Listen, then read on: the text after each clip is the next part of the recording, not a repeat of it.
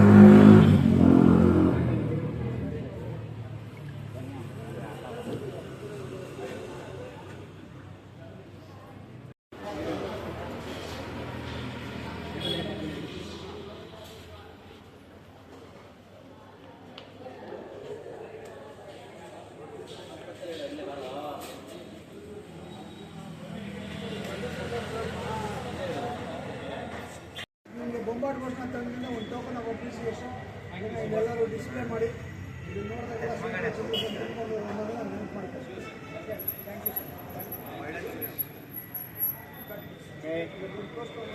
ನನ್ನ ಜೊತೆ ಇದ್ದಾರೆ ಈ ಕಾರ್ನಲ್ಲಿನ ಮಾಲೀಕರಾದಂಥ ಚೇತನ್ ಅವರು, ಅವ್ರ ತಮ್ಮ ಬಸವರಾಜು ಮತ್ತು ಇನ್ನೊಬ್ಬರು ತಮ್ಮ ರಾಕೇಶ್. ಎಲ್ಲ ಅದ್ಭುತವಾದಂಥ ಕಾರ್ನು ಕೊಡ್ತಾರೆ.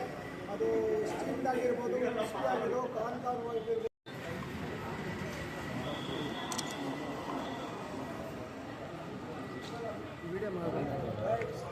ನಿಮಗೆ ಬೊಂಬಾಟ್ ಬಸ್ನ ತಂಡದಿಂದ ಒಂದು ಟೋಕನ್ ಆಫ್ ಅಪ್ರಿಸಿಯೇಷನ್ ಇದೆಲ್ಲರೂ ಡಿಸ್ಪ್ಲೇ ಮಾಡಿ ಇದು ನೋಡಿದಾಗೆಲ್ಲ ನೆನಪು ಮಾಡ್ತಾರೆ.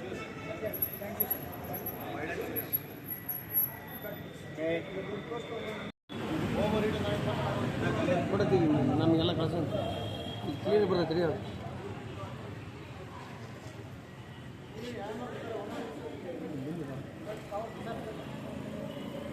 ಅದು ಕೆಲಸ ಮಾಡೋದ ನೋಡಿ ಅದಾಗ